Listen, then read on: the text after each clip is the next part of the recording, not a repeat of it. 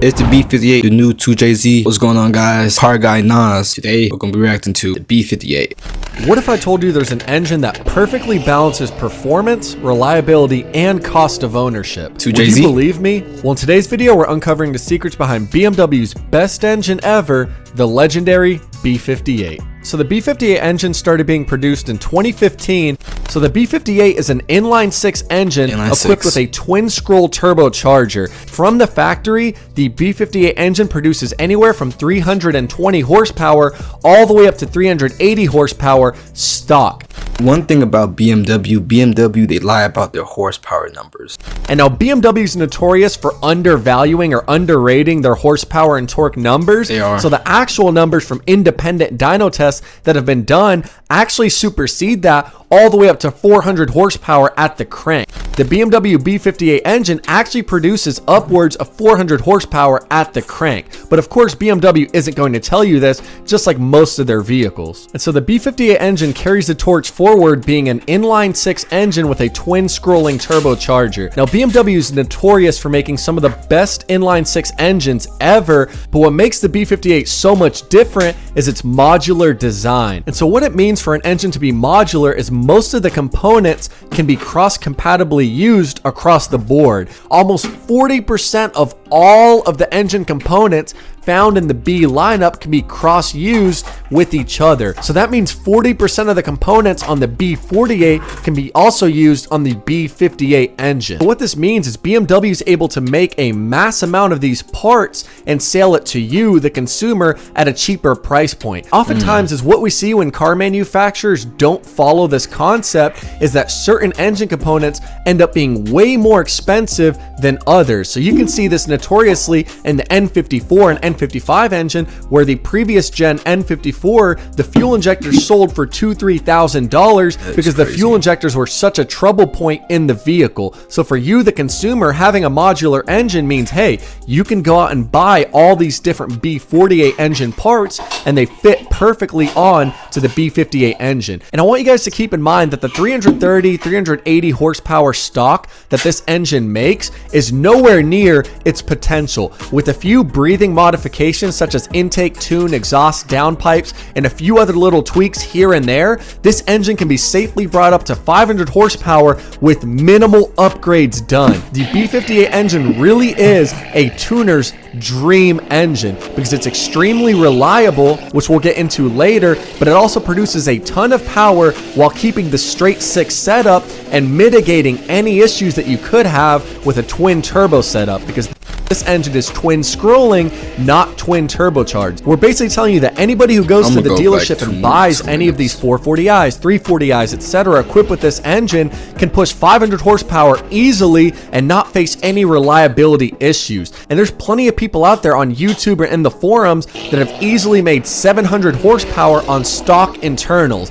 And now anybody wanting to put down a massive amount of power really has to look into the bottom end of their vehicle. And this is where the B58 shines. To further reinforce the bottom end, BMW actually equipped a crank girdle similar to the one in the 2JZ that ties the main bearing caps and the main body together to give more strength and make the whole bottom end more rigid and able to handle higher horsepower numbers. And so now the B58 engine was actually a collaboration project from BMW and Toyota, and it is hailed as the equivalent of the new and modernized 2JZ engine.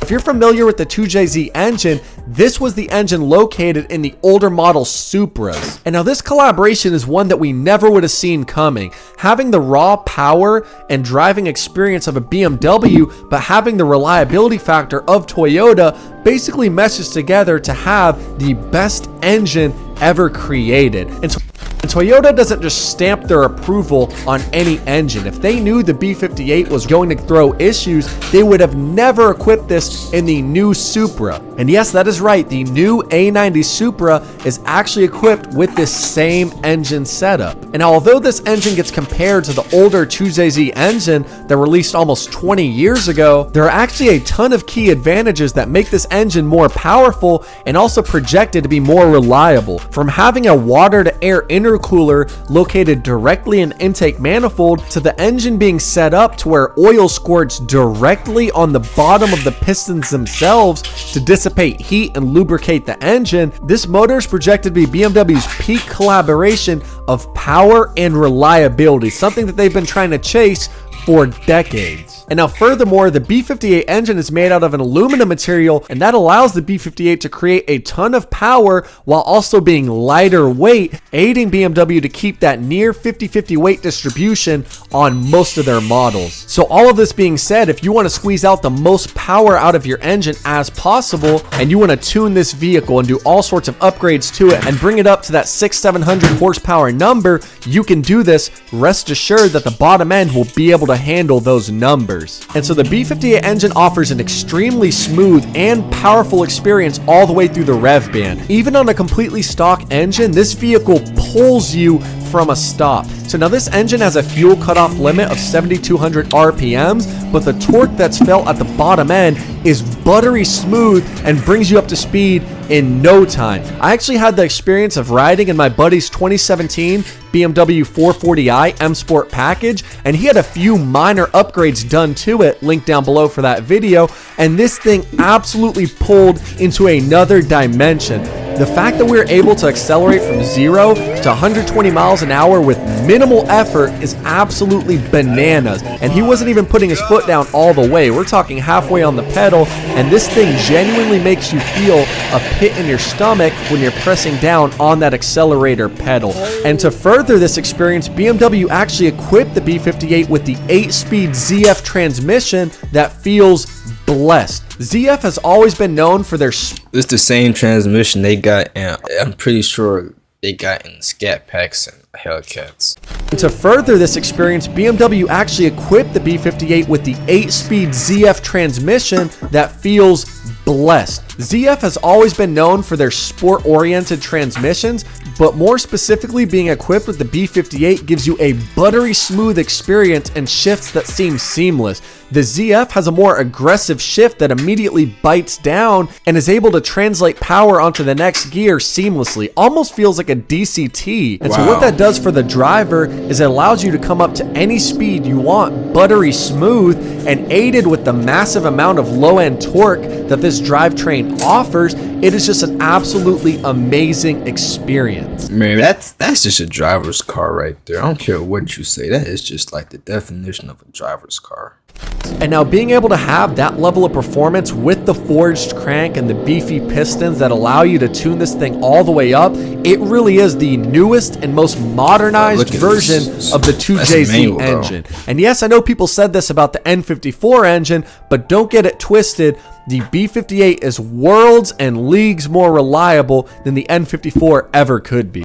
Topic that everyone wants to discuss is reliability. How is the reliability on the B58 engine? Well, let's go ahead and dive right into that. So just to preface, this engine was listed on Ward's top 10 engines of the world 4 times. And now even making it onto that list is hard to do once. And now that tells you something about the power and the experience behind it, but not necessarily the reliability, because again, the N54 engine was not so reliable and it actually made it onto the same list. And now overall, if you look into any of the BMW forums where owners are talking about their experience behind this vehicle, it's generally pretty positive. And now I've really only seen 2 negative remarks revolving around this engine. And the first one is going to be the PCV valve. What it does is it controls emissions from the crankcase. Yeah, I knew it did something with the emissions. I should have just said that.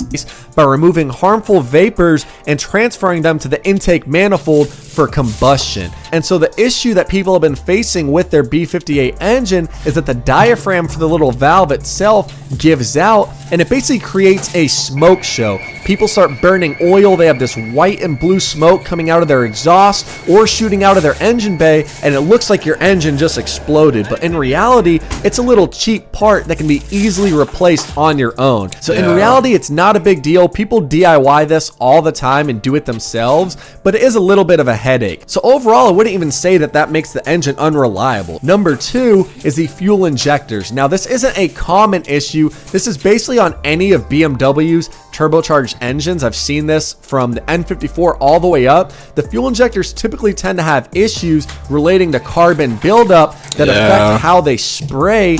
I heard that BMWs are made with a lot of plastic parts that could break easily. I wonder if he's going to get into that. That really stems from the rear of the engine. So BMW placed the timing chain and the oil pump chain of this engine in the very rear. So that means if any of those components need to be serviced, you have to pull out the entire engine. And dang, man, they pulled an Audi. now that raises eyebrows to me because anything timing chain or oil pump related, doing the maintenance on this is going to be worlds harder. Now, the B58 engine is too new for us to see if this is going to become a long-term issue. So that's why I would let this be a red flag to you, but I wouldn't let it be a Look at all that build-up. All right, so that's the B58.